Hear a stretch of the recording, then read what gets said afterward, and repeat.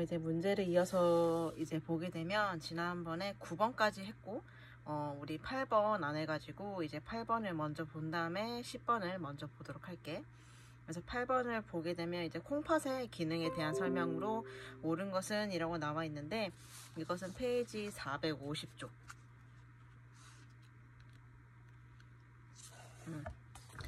페이지 450쪽에 보면은 이제 콩팥에 대한 이제 설명이 나와 있어. 그래서 이제 비뇨계통의 기능이라고 해서 이제 그 밑에 보면 이제 콩팥이 하는 역할에 대해서 쭉 나와 있는데 그 보기 1번을 먼저 보게 되면은 이제 혈압 조절에 관여하는 호르몬을 생산한다라고 되어 있는데 이것은 맞는 말일까 틀린 말일까?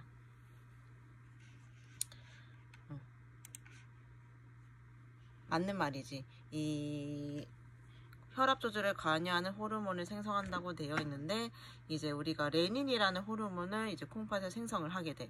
우리가 그 내과 전문 응급처치약 396쪽을 펴게 되면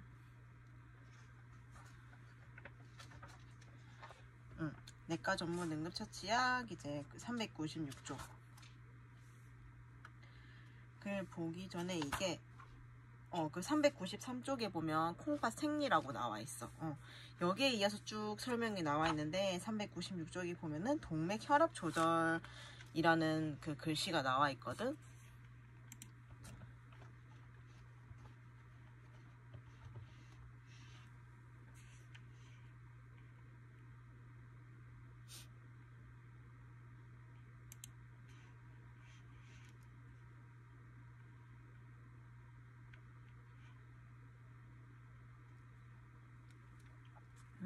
그래서 거기 동맥 혈압 조절의 그 문단을 같이 보게 되면 콩팥은 여러 방식으로 전신의 동맥 혈압을 조절한다.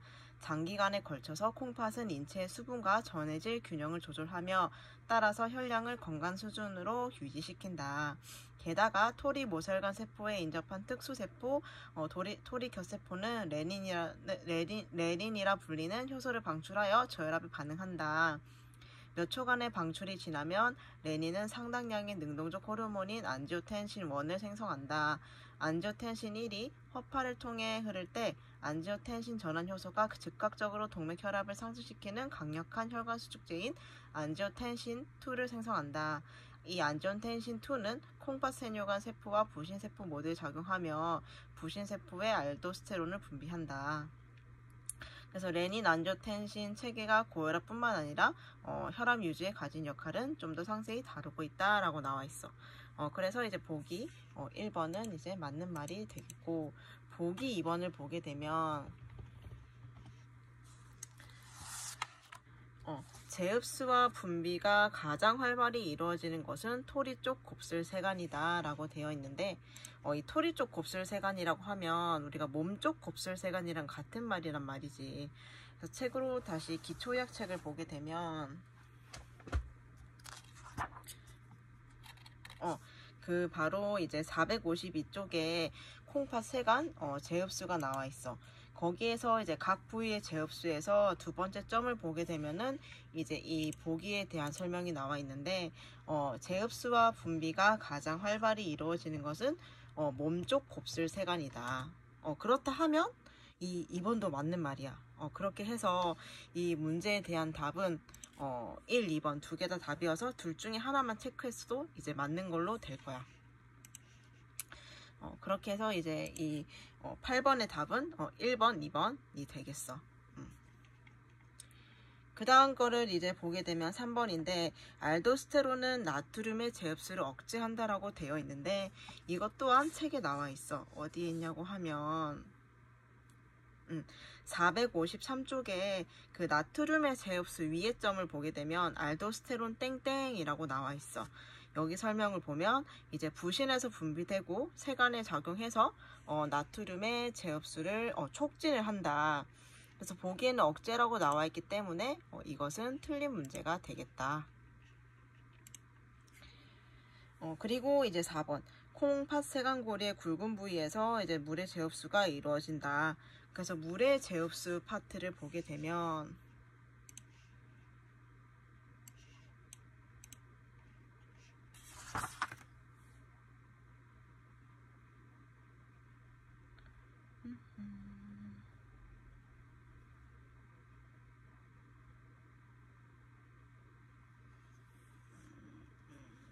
체계가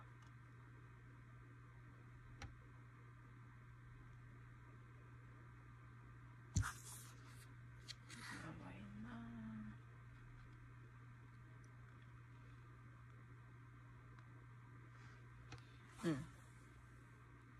이게 뭐냐면 원래 그 물 같은 경우는 그 몸쪽 곱슬세간에서 이루어진단 말이지.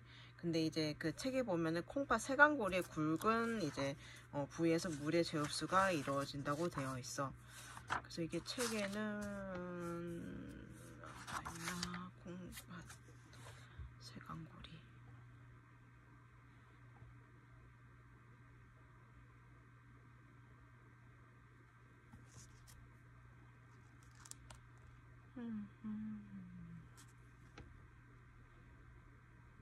봐봐.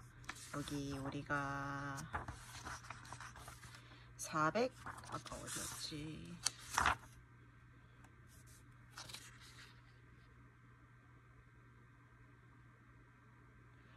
그 각 부위의 제흡수 452쪽에 두 번째 점을 보면 제흡수와 분비가 가장 활발히 이루어지는 것은 몸쪽 곱슬세간이라고 했어. 그리고 이제 대부분의 수분이 제흡수 된다고 해서 우리가 447쪽을 보면 이제 몸쪽 곱슬세간이 우리가 토리 쪽 곱슬세간이라고 했잖아. 447쪽의 그림 8-4를 보면 토리 쪽 곱슬세간이 위쪽에 있어. 하지만 이 보기에는 콩팥 세간고리의 굵은 부위에서 이제 이루어진다고 되어 있기 때문에 이것은 이제 틀린 말이 되겠다. 그리고 5번 나트륨의 섭취량이 많을 때는 여과량이 감소한다 라고 되어 있는데 나트륨의 섭취량이 많을 때는 토리의 여과량이 증가가 되겠지. 454쪽에 점 세 번째를 보면 이제 나트륨의 섭취량이 많을 때는 토리의 여과량이 증가한다 라고 나와 있어. 그렇기 때문에 이제 5번도 틀린 말이 되겠다.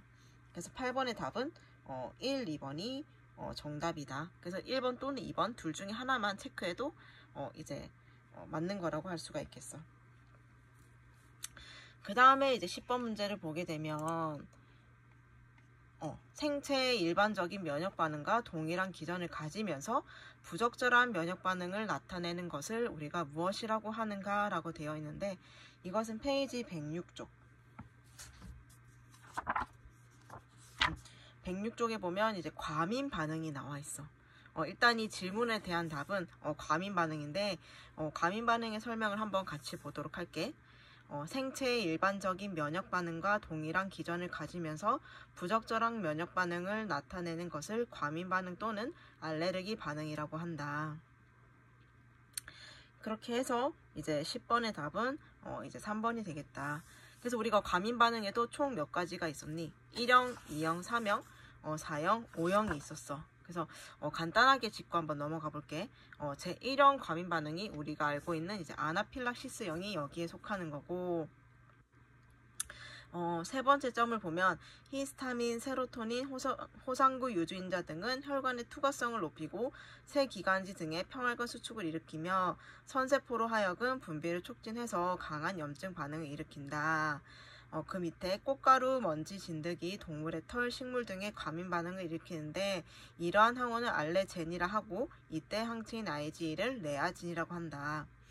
그렇게 해서 이제 제1형 과민 반응에 의한 자가 면역성 질환에는 어떤 것이 있냐 보면 기관지 천식, 알레르기성 비염, 소화기 알레르기, 전신성 아나필락시스가 이제 제1형 과민 반응에 속한다. 그리고 제2형 과민 반응을 보게 되면 자가 면역성 용혈성 빈혈, 무가립증, 혈소판 감소증, 중증 근무력증 등이 이에 속한다.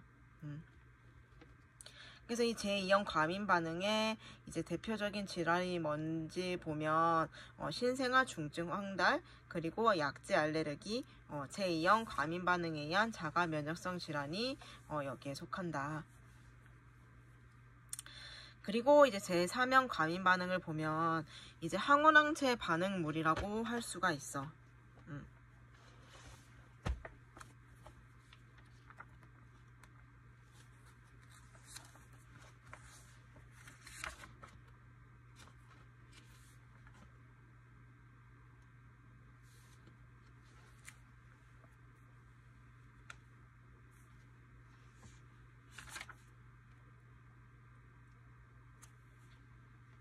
항원항체의 반응물, 즉 면역 복합체에 의해 일어나는 이제 과민 반응이다.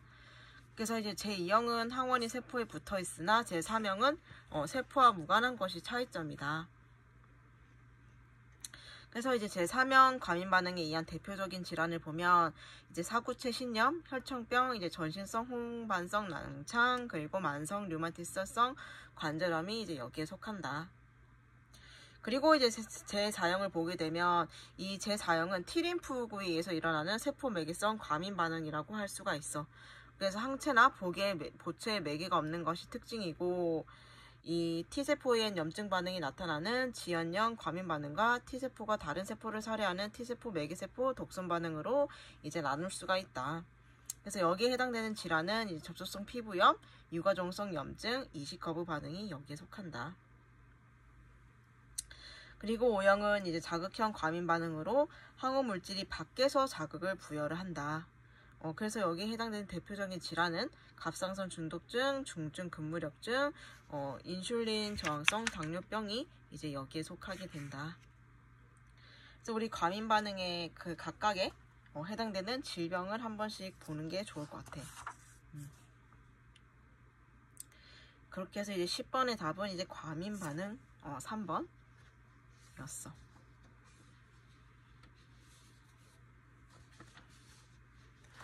그리고 이제 그 다음을 넘어가게 되면 11번 문제. 어떤 원인으로 기관지가 폐색이 되어 말초부의 폐조직의 기관지로부터의 공기 유입이 정지되어 폐포가 제 기능을 하지 못해 폐의 공기양이 적거나 매우 결핍된 상태를 무엇이라고 하는가 라고 되어 있어.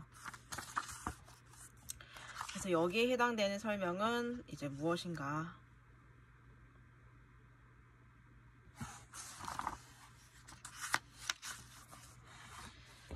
우리 페이지 427쪽 글 한번 볼래?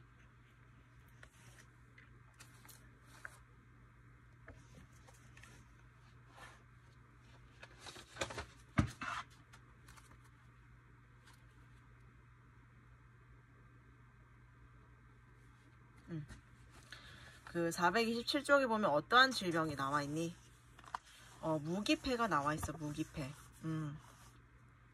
그래서 이 11번의 문제가 이제 그 무기폐에 대한 정의라고 볼 수가 있어. 그래서 이제 그 어떤 원인으로 기관지가 폐색이 돼서 말초부의 폐조직이 기관지로부터의 공기 유입이 정지가 돼서 폐포가 제 기능을 하지 못하므로 이제 폐의 공기양이 적어서 이제 매우 결핍된 상태, 즉 폐포벽이 서로 달라붙을 정도로 이제 공기가 매우 결핍된 상태를 우리가 무기폐라고 할 수가 있다. 체계를 보면 무기폐의 첫 번째 점을 보면 허파의 불안정한 확장 또는 이미 팽창된 허파 조직의 허탈을 말하며 허파가 재확장될 수 있기 때문에 가역성 장애로 간주가 된다. 즉 다시 원래 상태로 돌아올 수 있다는 말이지. 그래서 심한 경우는 산소 결핍을 가져오며 염증이 잘 일어난다. 그래서 후천성 무기폐는 원칙적으로 성인에서 발생하는데 신생아 특히 미숙아에서 많이 보인다. 그렇게 해서 우리가 이제 그 무기폐도 종류가 있었어.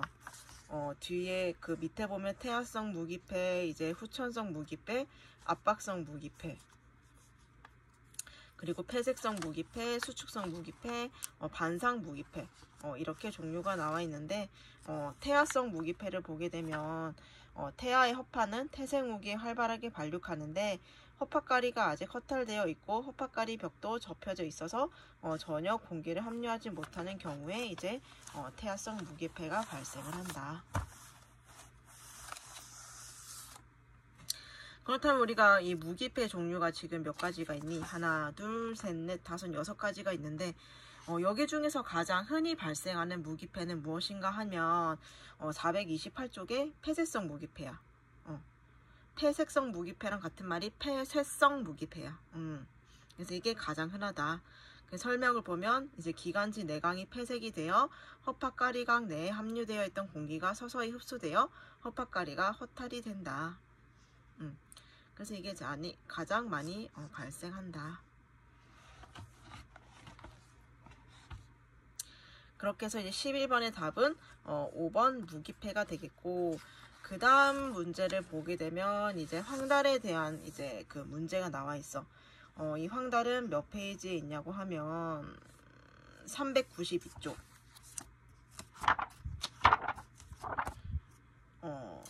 392쪽에 황달 나와 있지.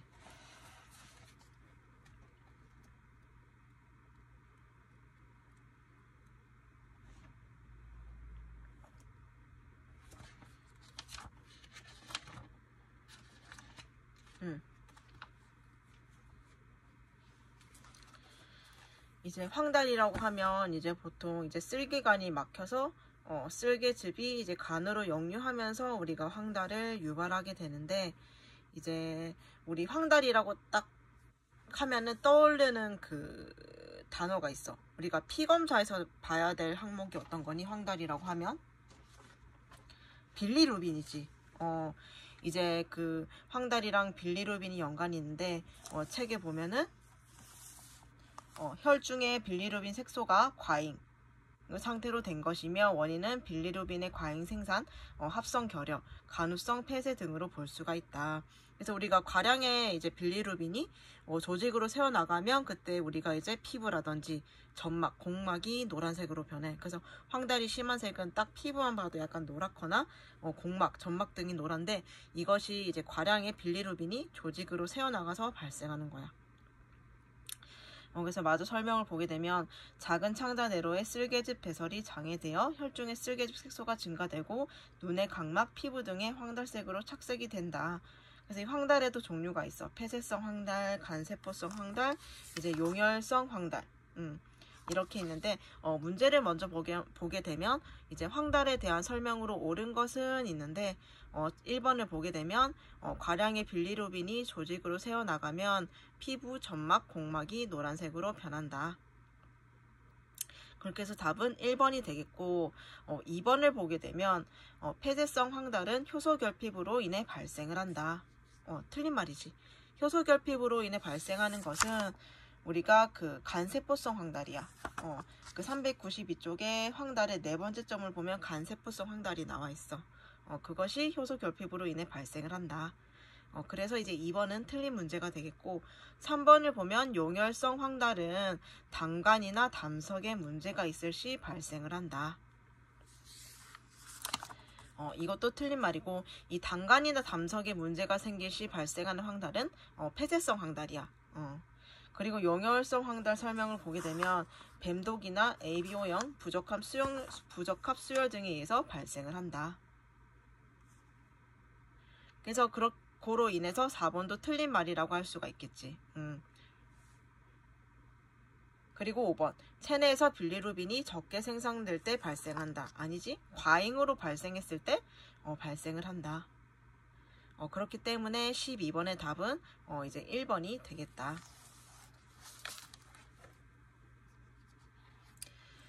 그 다음에 이제 13번 문제를 보면 이제 간에 대한 설명이 나오는데, 간은 몇 쪽에 있냐고 하면 382쪽. 조금만 앞으로 넘기면 나와 있어. 이 386쪽에도 나와 있고 382쪽에도 간에 대한 내용이 나와 있어.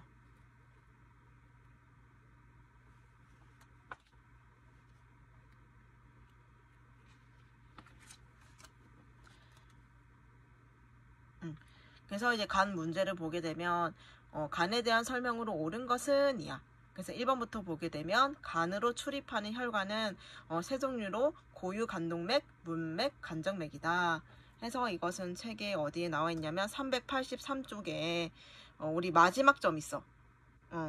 마지막 점에 보면 혈관이라고 돼 있는데, 그 밑에 보면 간으로 출입하는 혈관은 세 종류로 고유 간동맥, 문맥, 간정맥이다.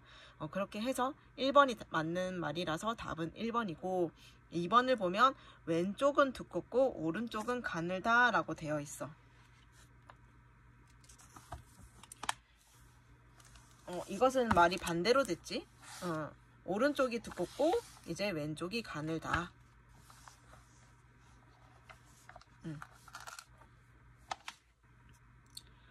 그래서 이것도 어디에 나와 있냐?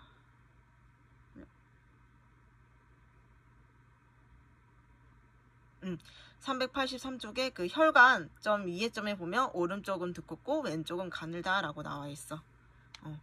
그래서 2번 틀린 거고, 간은 문맥과 간정맥으로부터 혈액을 받고 간동맥을 통해 아래 대동맥으로 혈액을 보낸다 라고 되어 있는데, 383쪽 아까 1번 보기 밑에 바로 문장을 보면 간은 문맥과 간동맥으로부터 혈액을 받고 간정맥을 통해 아래 대정맥으로 혈액을 보낸다 라고 되어 있기 때문에 3번도 틀린 말이 되겠고, 간이 만든 쓸개즙을 저장하는 곳은 지라이다.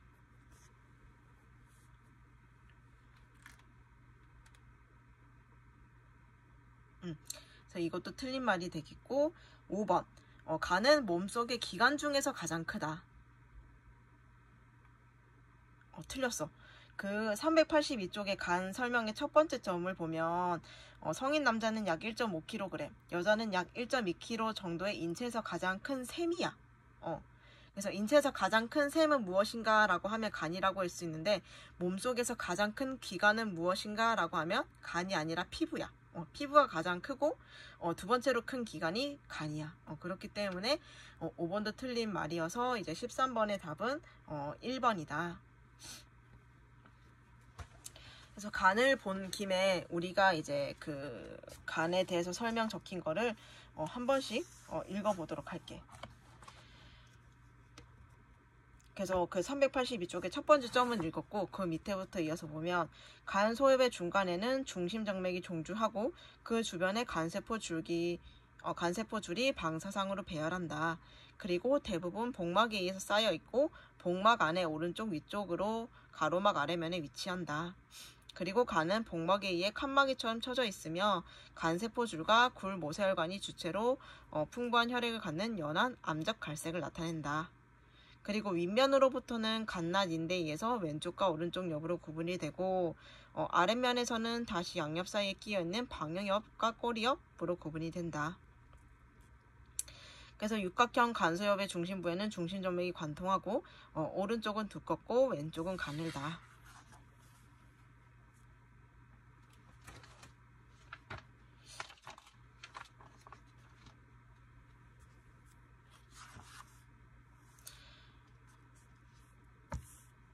그래서 그럼 간이 하는 역할은 또 있을 거란 말이지. 그것은 386쪽. 386쪽에서 간에 하는 역할을 한 번씩만 보고 넘어가도록 할게. 간을 보면은 이제 외분비 샘으로 1일 약 600ml의 쓸개즙을 분비하여 지방질 소화를 돕는다. 그래서 근 운동에 필요한 에너지를 공급하는데 뭐 아미노산이라든지 리피드 등을 글루코스로 전환을 한다.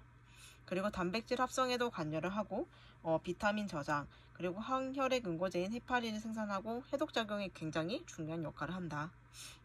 그리고 혈액의 저장과 혈액량 조절 역할을 하고 요소 회로를 통해 암모니아를 요소로 전환 생성한다. 그리고 쓸개즙을 생산하는데 하루에 약 0.5에서 1리터의 양을 이제 생성을 한다.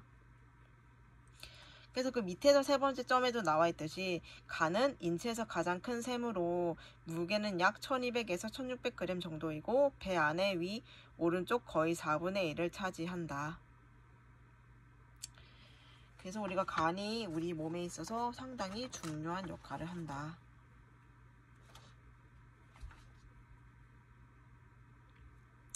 그렇게 해서 이제 13번의 답은 1번이 되겠고, 그 다음에 문제를 보게 되면 14번. 간경화 환자가 발이나 발목에 부종이 발생하는 이유는 무엇인가? 라고 하면 답은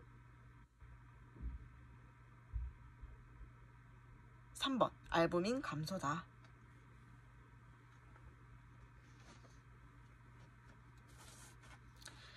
그리고 이제 15번.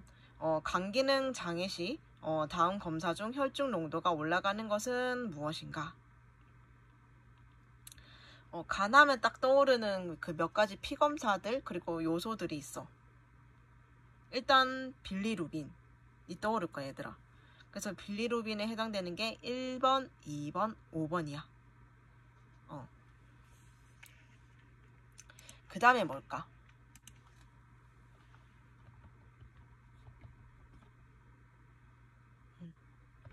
알부민은 여기에 해당이 되지 않아.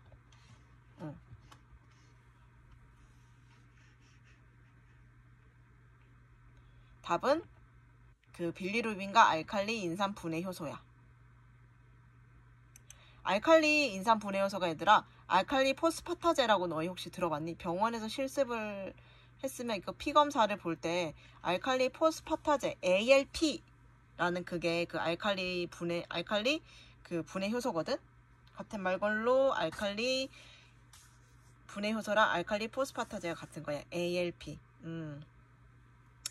그래서 우리가 그 피 검사할 때도 간이 안 좋다고 하면 꼭 이 검사를 보게 되는데 ALP, 뭐 AST, ALT, 즉 OTPT라고도 하는 이 검사를 보게 돼. 그렇게 해서 이제 답은 1번이랑 4번이 되겠어. 1번이 4번. 빌리루빈과 알칼리 인산 분해 효소로 답은 1번이 되겠다. 그래서 꼭 이 간이 문제가 있을 때만 올라가는 게 아니라 뭐 뼈라든지 그 복부 쪽에 문제가 있을 때도 올라가긴 하지만 간과도 이제 관련이 있다. 그래서 답은 15번에는 1번이 되겠어. 그렇게 해서 오늘도 몇 문제를 했니? 8, 10, 11, 12, 13, 14, 15 7문제를 했는데 오늘도 마찬가지로 너네가 틀린 문제를 바로 정리한 거를 사진으로 찍어서 이제 한글 파일에 붙여서 과제를 또 수행하면 될 것 같아. 그래서 다음 시간에도 이제 16번부터 해서 문제를 이어가도록 할게.